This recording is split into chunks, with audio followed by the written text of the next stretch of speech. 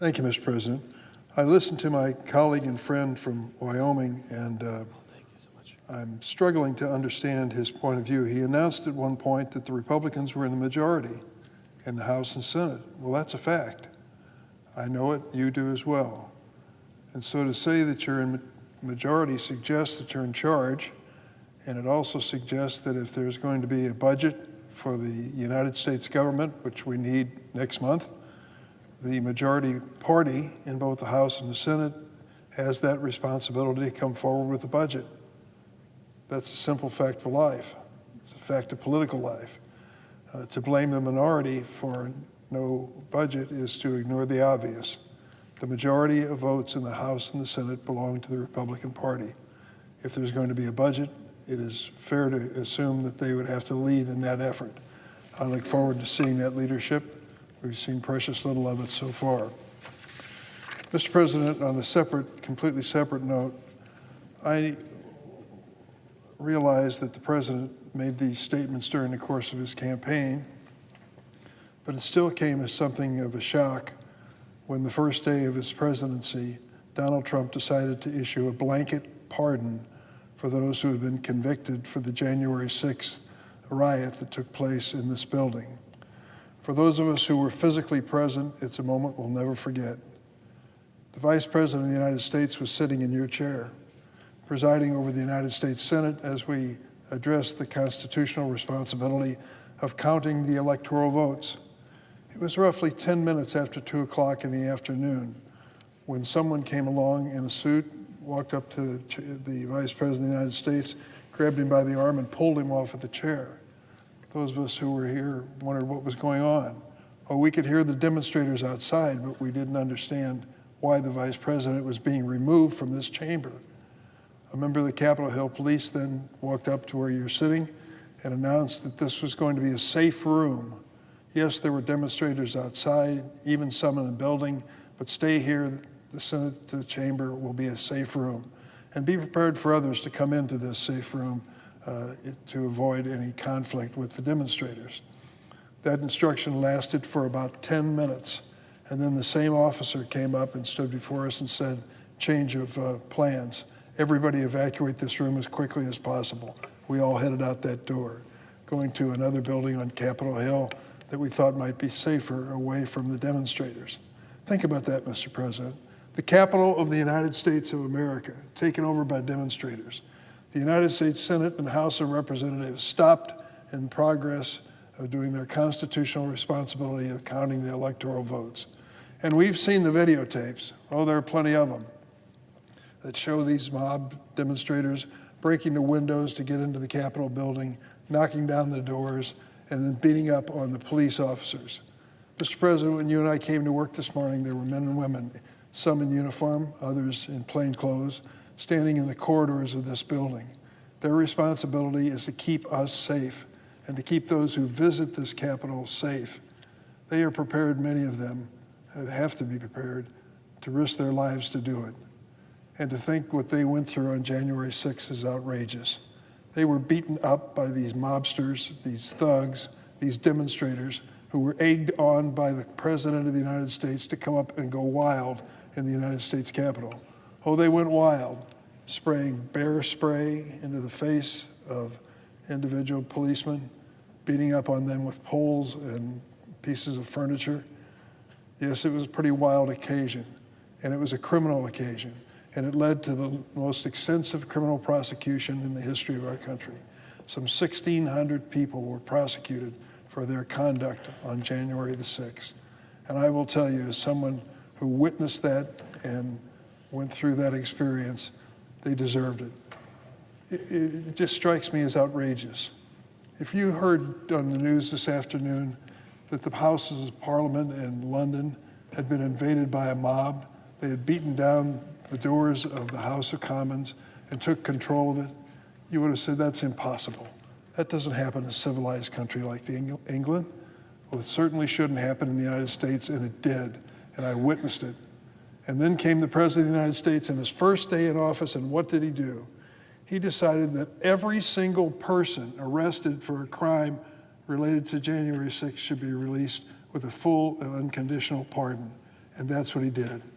I asked my staff, let's keep track of these people and see what happened to them in the 3 weeks that have passed since the president made that decision. There's some interesting stories, sad stories. Emily Hernandez pleaded guilty to entering and remaining in a restricted building or grounds in relation to her actions on the Capitol on January 6. Ms. Hernandez was seen holding a stolen, broken nameplate of House Speaker Nancy Pelosi. She served 30 days in federal prison and was released. Days after being pardoned by President Trump, she was sentenced to 10 years in prison for a 2022 deadly drunk driving crash in Missouri, during which she collided with a couple, Victoria and Ryan Wilson, who just left dinner celebrating their 15th wedding anniversary. Victoria died in the crash and Ryan sustained serious injuries. Then there's Daniel Ball. Daniel Ball was arrested for throwing, quote, an explosive device that detonated upon at least 25 officers and forcefully shoving police at the Capitol on January 6th.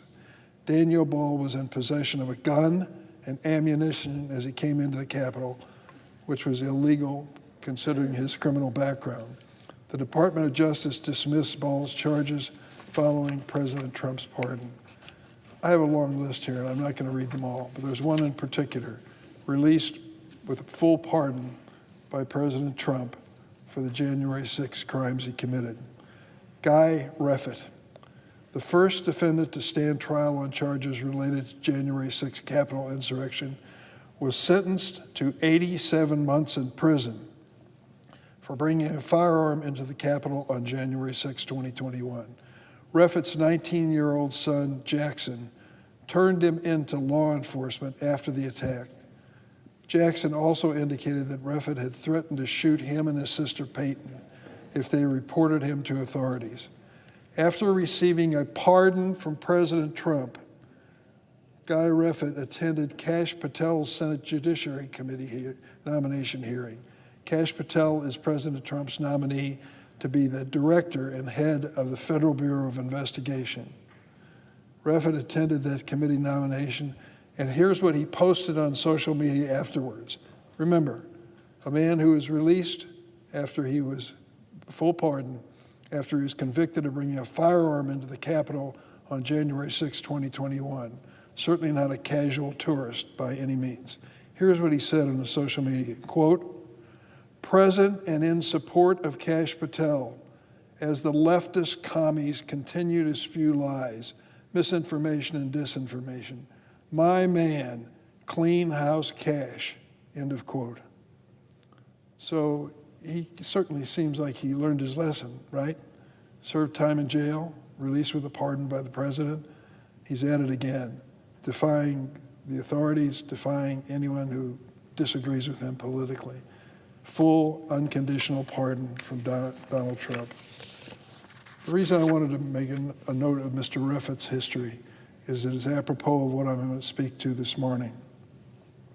Mr. President, this Thursday, the Senate Judiciary Committee is scheduled to consider whether to recommend Kash Patel's nomination to be Director of Federal Bureau of Investigation to the full Senate for consideration. So far, my Republican committee colleagues have chosen to ignore the myriad red flags about Mr. Patel, especially his recurring instinct to threaten retribution, political retribution, against his and President Trump's perceived enemies. This is a dangerous characteristic for a person who wants to lead the nation's most powerful domestic investigative agency, the FBI. I hope that what I reveal today from credible whistleblowers at the highest levels will give my Republican colleagues some pause before it's too late. Multiple whistleblowers have disclosed to my staff highly credible information indicating that Mr. Kash Patel has been personally directing the ongoing purge of senior law enforcement officials at the FBI. Let me remind you, Mr. President, Mr. Patel at this moment in time is not on any public payroll, nor does he have any authority by our government. Listen, on the morning of January 29th, the day before Kash Patel's confirmation hearing, there was a meeting between the acting leadership of the Department of Justice and the FBI. Notes from that morning meeting read, KP wants movement at FBI, reciprocal actions for DOJ. Let me say that again, quote, notes from the meeting. KP wants movement at FBI, reciprocal actions for DOJ. Acting Deputy Attorney General Emil Bove told the participants in this meeting that he had received multiple calls from the White House Deputy Chief of Staff Stephen Miller the night before. Miller had pressured him because Kash Patel, KP, wanted the FBI to remove targeted officials faster, as DOJ had already done with prosecutors. The list of officials identified for termination was in the possession of a group of individuals who, according to our sources, were personally interviewed by Mr. Patel to be on what was known as the Director's Advisory Team. This advisory team at the FBI is a group of political appointees who were brought in to prepare for Mr. Patel's arrival. FBI leadership understanding of the advisory team's list was that, quote, a lot of names were people in the crosshairs. According to my whistleblower sources, Mr. Patel is receiving information from within the FBI from the Director's Advisory Team. Mr. Patel then provides direction to Stephen Miller, who relays it to the Acting Deputy Attorney General Bove. It is unacceptable for a nominee with no legal or current role in government to personally direct the unjustified and potentially illegal firings of dedicated, nonpartisan professionals at the FBI. If these allegations are true, then Mr. Patel may have committed perjury before the Senate Judiciary Committee. The day after the meeting I described, where Mr. Patel's desire for FBI officials to be fired more quickly was discussed, was Mr. Patel's confirmation hearing before the Senate Judiciary Committee. So the morning after, he's putting the heat on the leadership at the FBI to dismiss more people more quickly. He testifies before the Judiciary Committee, under oath. During the hearing, Senator Cory Booker of New Jersey asked Mr. Patel, and I quote, "Are you aware of any plans or discussions to punish in any way, including termination, FBI agents or personnel associated with Trump investigations? Yes or no?" End of quote. Mr. Patel answered that he was, quote, "not aware of that," and continued, quote, "I don't know what's going on right now over there, but I'm committed to you, Senator, and your colleagues that I will honor the internal review process of the FBI," end of quote. Yet, if these whistleblower allegations are true, just 2 days before, Stephen Miller, at Mr. Patel's direction, had ordered DOJ leadership not just to terminate a specific list of officials, but to speed up those terminations. Mr. Patel seems to be unable to wait for Senate confirmation to carry out retribution against his perceived political enemies. Patel is a private citizen today, and he was when he testified. No current role in government directing baseless firings of career public service. This speaks directly to the fact that Mr. Patel is not fit to be entrusted with government authority, which is evident to anyone who has seriously reviewed his record. And let me remind you, Mr. President, he is not seeking a term of 2 years or 4 years, but 10 years as director of the FBI. The ramifications of these terminations at the FBI are dangerous.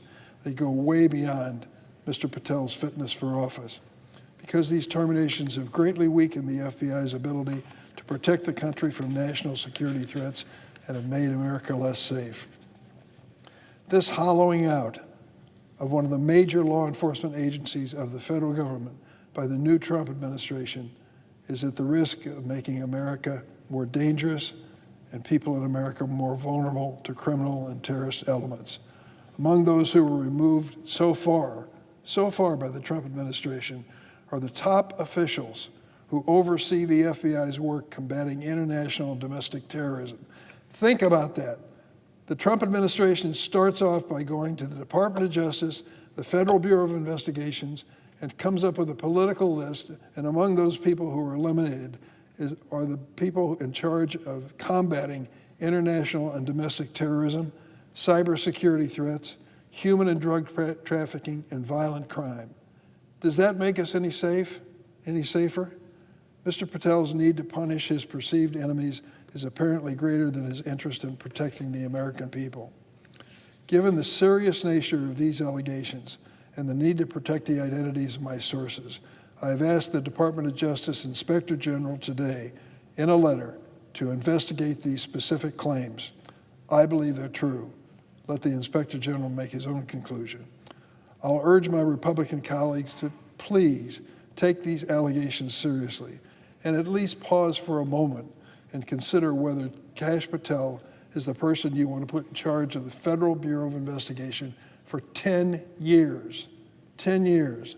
If this man is so fast and loose with the truth before our committee now, imagine what he will do if given the protection of office. We need to pause in this consideration and consider what we already know about Mr. Patel. He has pledged to, quote, shut down FBI headquarters in writing and, quote, come after the president's enemies. He's even published the enemies list that he will target. I know, I've read it, and anybody can, in the book that he's published.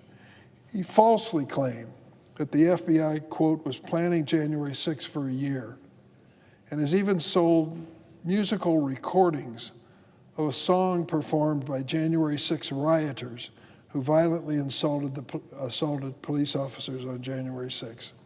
He's left behind a trail of grievances throughout his life, lashing out at anyone who dares to disagree with him or fails to respect him sufficiently. You want to give power to this man, the power of the investigation of the Federal Bureau of Investigation? I think not. Now these credible allegations that he has personally orchestrated a purge of senior FBI law enforcement officials.